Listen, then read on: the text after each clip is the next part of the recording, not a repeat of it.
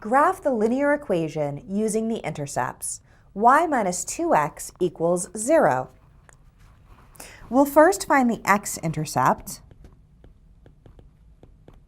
and we'll do that by letting y equals 0 and solving for x. We have 0 minus 2x is equal to 0. Simplifying, we have negative 2x equals 0. And solving for x, we divide both sides of the equation by negative 2 to get x equals 0. Therefore, the x-intercept is the point 0, 0. We find the y-intercept by letting x equal 0 and solving for y.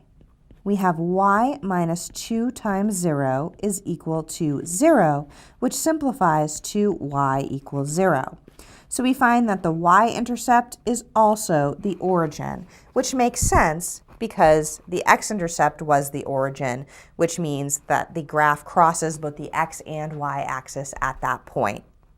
So in order to graph, we'll need to find more points than just our intercepts. Let's find two additional points. First, we'll let x equal 1, and we have y minus 2 times 1 equals 0, which is y minus 2 equals 0, and we add 2 to both sides to get y equals 2. So we have obtained the point 1, 2. Let's find one additional point. Now let's let x equal 2. When x is 2, we have y minus 2 times 2 equals 0, which is y minus 4 equals 0. And when we add 4 to both sides, we get y equals 4. And thus we have the point 2, 4. Now we can graph this equation by plotting the points and connecting them with a straight line.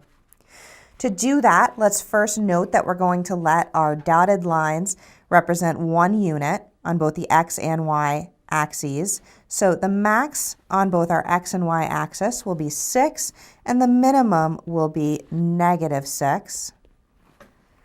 Now we'll plot our points. Both the x and y intercepts are at the origin, so we plot a point at 0, 0.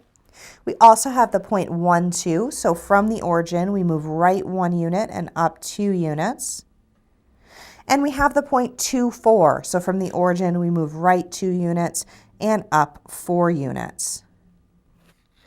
Now we connect these 3 points with a straight line, drawing arrows on the end in order to graph the equation.